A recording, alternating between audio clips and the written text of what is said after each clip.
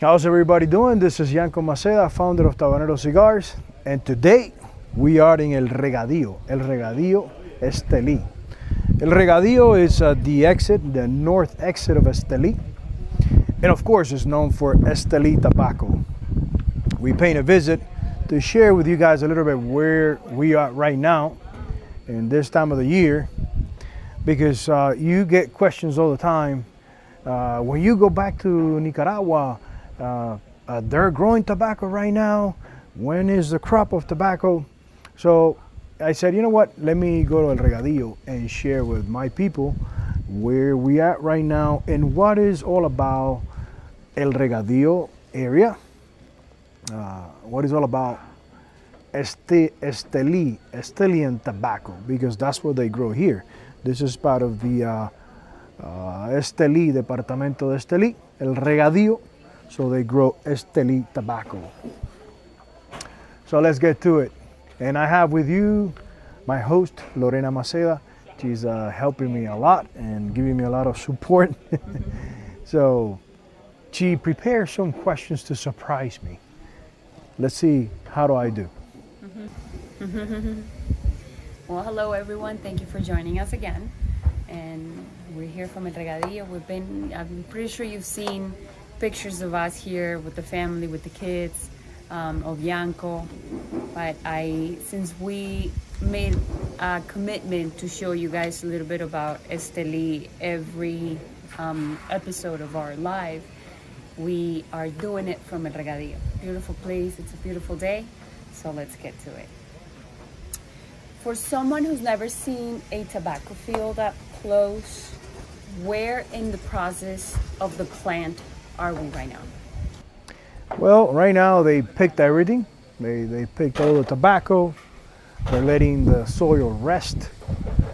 Some they're growing beans, some they're growing corn to get the soil ready for the next crop on October. So right now the soil is resting. Right now they're processing the leaf. They already went to the tobacco house, air cure, and now they're in the tobacco house bringing all the tobacco down to go to fermentation. So they are now on fermentation, getting ready for fermentation, and some of the first crops they had in the beginning of the year, they're doing the sorting right now. So to answer your question, there's no really growing tobacco right now, planting tobacco right now. It takes how long for the tobacco plant to grow? 45 days. 45 days. You have a tobacco plant full growth to start doing the first pickings. 45 days. What would you say are the most crucial moments? We are exposed to the elements. What would you say are the most delicate and crucial moments of the tobacco plant? So far, that I'm just on my beginnings here in Estelí, learning about the tobacco growing process. Everywhere you look, it looks delicate. Everywhere you look, like from planting the seed and watching the seed, the little plant growing, how they have to use Clorox to clean the shelves where they plant the seed. That really caught my attention. I said, wow, they're dipping the trays on water and Clorox so there's no infections, nothing to damage the little plant. That really caught my attention. I said, wow, this part is pretty crucial. But when you go to planting, when you picking up and going to plant, those first few days for that little plant to grab and to start growing, it's also crucial. So I believe if someone is really passionate about the industry, every step takes a lot of delicate. Growing the plant, watching that it doesn't get any infections, using the right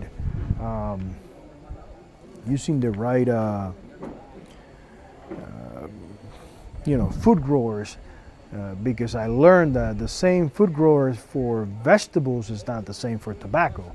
So it takes every steps. It takes a lot.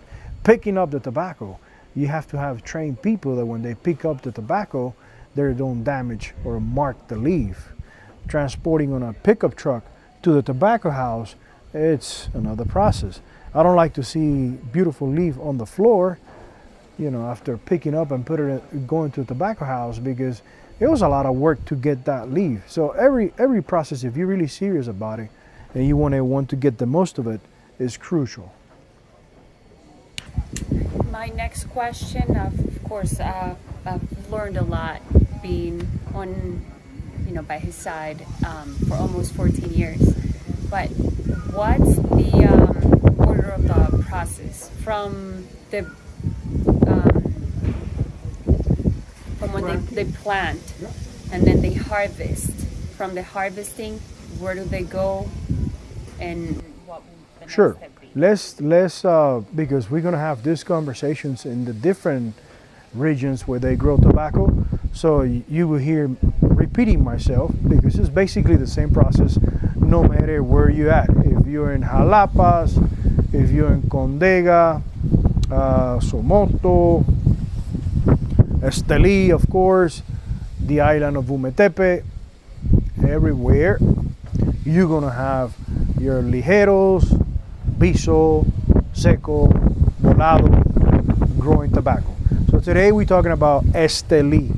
Estelí is known for bold tobacco, and it's the same process of growing the plant to other regions. So planting the seed, getting the postura, then planting the postura, 45 days of growing the tobacco, 4 to 5 picking of leaf, from the bottom to the top, going to the house, and the house is going to air cure, I think for 60 days, I believe. And then after it's air cured, they got to pour water on the floor, make the tobacco house pretty humid, so when they start taking tobacco down from the hangings, it's not brittle, it's not damaged. From there, it goes to the first fermentation. After the first fermentation, they do sorting. And then if you want to do really good cigars, after the sorting, you should bale the tobacco and give them another 90 days on their bales, resting. That's how it's supposed to be. Again, fermentation, it takes about 9 months to a year. Awesome. Now, in the cigar world, everybody has heard about Estelí. But what makes this place so legendary?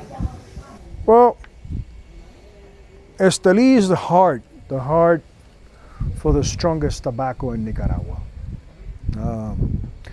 It's crucial to do an excellent fermentation on Estelí tobacco so it's not harsh on your throat, so you can achieve that strength that will lower your blood pressure, make you feel at ease, be more aware of the moment, see the bright colors of life, thanks to a good Estelí tobacco fermentation. You don't want to smoke a cigar with a lot of Estelí, and next thing you know, you want to throw up because it was too much, and also your throat is hurting the next day because of lack of fermentation on Estelí tobacco.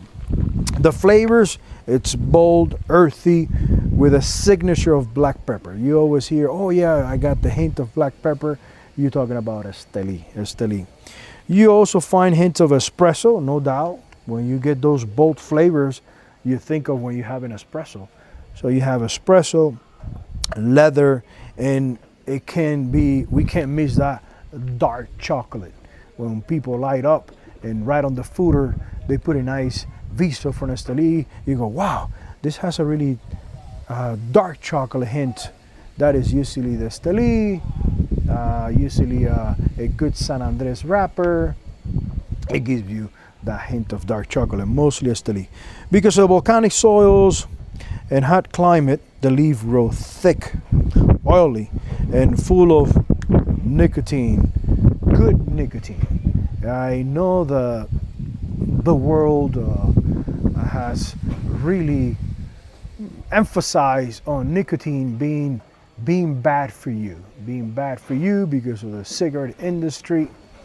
But the way I see natural nicotine with no additive, with no chemicals in it, I see it as caffeine. On the right amount, the right dose is good even for your brain, nicotine. We can get into that discussion, but I think the right amount with fine cigars, nicotine is good for my brain, my veins. Like everything, moderate. It delivers a full body and a strength without losing balance. In blends, Estelí provides the backbone, while Jalapa adds sweetness and Condega brings a smoothness. In short, Estelí equals a strength, a spice, and bold character. Now, since you touched a little bit about the different leaves, can you explain what makes ligero, seco, and viso different? Sure. To my little knowledge of 15 years, my little knowledge that I have acquired in 15 years, ligero, the top of the plant, being closer to the sun, is going to have higher level of natural nicotine. Okay, so you have to be really careful when you're working with ligero, because it can overpower a recipe. You're doing an appetizer in the kitchen and we drinking good wine, bourbon. Well, you put a hint of bird eye chile that we have in our backyard, and people, even though they don't like hot sauce, because it's only a hint, people will go, wow, this is nice. It stimulates my tongue, my palate, and it washes out really good with the wine. Same thing with ligero from Estelí. You got to be really careful. Now, viso. Again, viso is pretty close to the top of the plant. So viso, to me, I believe is going to have similar or almost the same strength, but not as peppery, not as a strong hot sauce in your face. It will be a little bit more sweetness, being kind of hiding under the ligero. Now we go to seco, and we're talking about Estelí. We go to the seco of Estelí. Seco of Estelí, you're doing a mild cigar, but you want some character. You will use a seco from Estelí because it still has a little bit of a strength. It has a strength, but a pretty mild strength and pretty mild peppery. So seco is even less than viso. That is the difference between ligero, viso, and seco. I remember your first trip to Nicaragua was in 2014, am I correct? Yes, I was invited by the Oliva tobacco family to visit their factory. They invite me, they took me to their house. It's an amazing family, has opened the road for many of the little guys like us, and also the big guys right here in Nicaragua. The Oliva tobacco family is like the godfather in this industry. How has Estelí changed since the first time you came here in 2014, 11 years ago? Well, more than Estelí changed, how much I have changed. I have changed because probably when I came in 2014, I had no clue that I was going to move to Estelí. I had no clue. No clue, no idea. I couldn't see my family, my kids, my wife living in Estelí. It was impossible. I guess falling in love with the industry, falling in love with the trade, things are changing a lot in the U.S. I realized, I started looking into it. Now you surprising me one day and say, no more flying by yourself. You need your family support. I can say that it changed a lot with the industry. The industry, the tobacco industry, really impact Estelí. When things are going amazing in the U.S. with tobacco, with cigar sales, Estelí is booming, booming. You see, every day you see new businesses opening in the Central of Estelí, everywhere. You see tobacco going, the tobacco price going up the sky, and everybody wants to make cigars. And every corner you see a small chinchal, buckeye, how we used to call them in Tampa, Florida, a buckeye, a little chinchal, a little cigar factory. When things get a little bit difficult, they go ahead and disappear.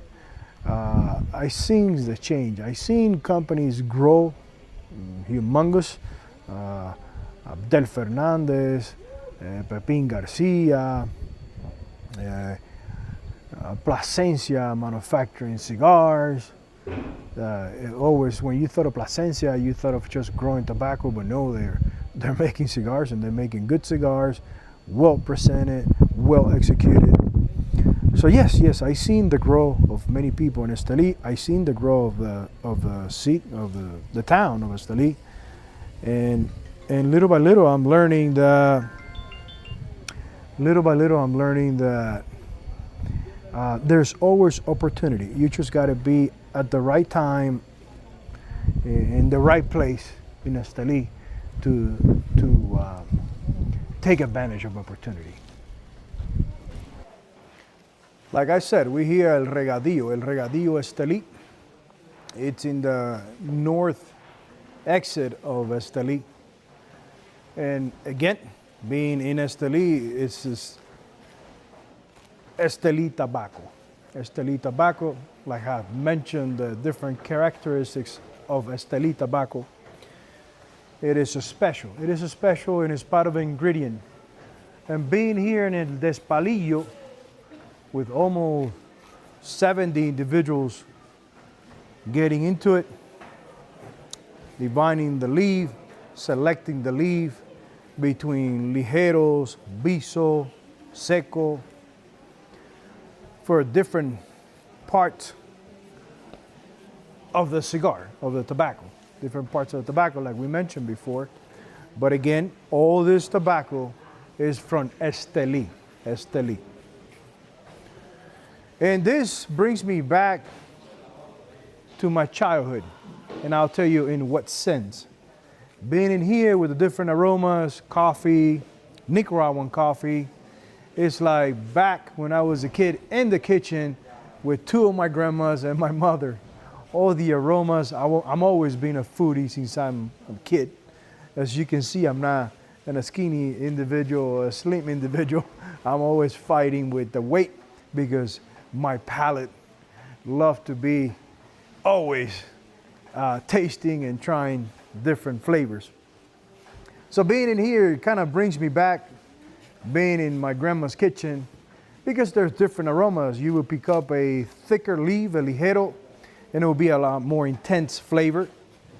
You pick up a seco, which is more filler on the cigar, and it will be more mellow. And in here, they do an amazing fermentation process. So all the leaves have a spectacular aroma. And when you hear, it's kind of like being in the kitchen, they cooking different ingredients, and each ingredient smells good, but you are intrigued to know what's going to happen after they'll put together and the plate is finished, it's served. Your palate is intrigued trying to figure out how it's going to taste. It's pretty similar here. We have different tobaccos, and you asking yourself, okay, how this Estelí tobacco is going to work out with Condega, Jalapa, different regions of Nicaragua. But this, for me, is crucial because Estelí, to me, is the strength that you're going to put in the cigar. So when you think of Estelí, when you think of El Regadío, you're thinking automatically, what is strength? What black pepper is going to give hint on the cigar? For us, Cubans, Caribbeans, we think a lot of the garlic the garlic has such a strong aroma and taste. I can say I can say going back to my grandma's kitchen that this probably will be similar to the garlic. This is where the power is. If you go too much, if you go too little, you will miss the opportunity of adding good flavor to a blend. And it's not as simple just putting Estelí and thinking that you have something, you know, that you have a winner blend.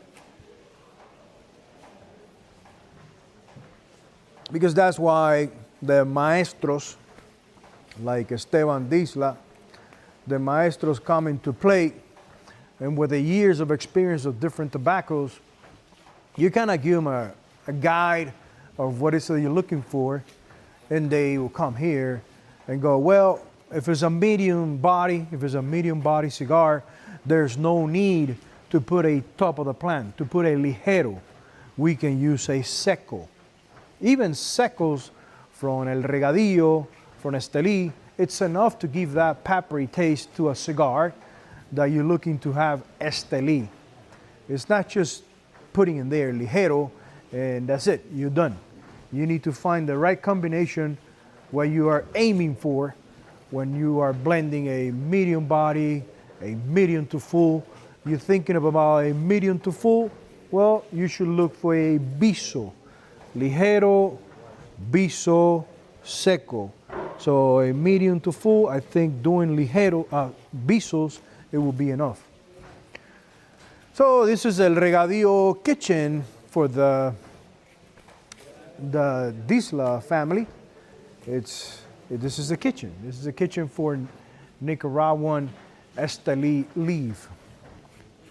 This is where people are really passionate about what they're doing because they have to make sure the ligeros will go on ligeros, bisos will go on bisos, secos will go on secos. The broken leaf, it has to go even if it's a biso, ligero, seco, volado. If it's broken leaf, that's for our secondary market that you guys know as mazos, as bundle cigars.